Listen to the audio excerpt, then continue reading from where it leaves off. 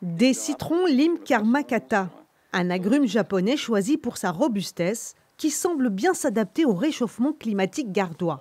On n'a pas eu de gros hivers sur ces 3 dernières années. Ça ne nous arrive pas d'avoir des -5, -4, -5, alors qu'il y a 15 ans, on les avait peut-être.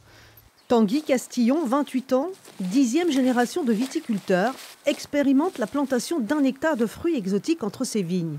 Le jeune arboriculteur diversifie ses cultures pour anticiper l'avenir de son exploitation. On a des yuzu, des anayuzu, des menbuda, des citrons caviar, des kumquat, des limes, on a un peu de tout. Peut-être que le complément sera l'agrume, peut-être que le complément sera les chênes truffiers qui ont 15 ans et qui vont se mettre à donner des truffes, peut-être que ce sera sur les huiles essentielles, peut-être que ce sera sur d'autres cultures qu'on plantera. J'essayerai peut-être des avocats ou j'essayerai des litchis, enfin, on peut essayer un peu de tout. On a plein de petits morceaux de parcelles sur lesquels on peut planter des choses.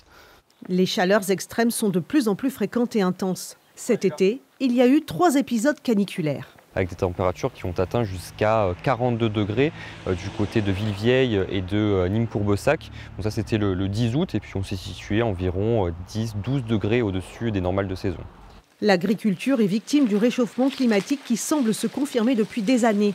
Une situation que le président de la FDSEA entend. Quand vous cultivez quoi que ce soit, c'est que les espèces végétales sont adaptées à un certain climat.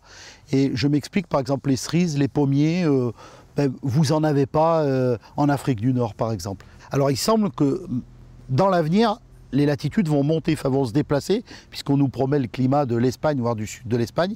Donc effectivement, que ce soit dans le choix des variétés qui sont plus résistantes à la sécheresse et à la chaleur, des variétés qui ont moins besoin d'heures de froid, parce qu'on a des hivers de plus en plus doux, il va falloir s'adapter.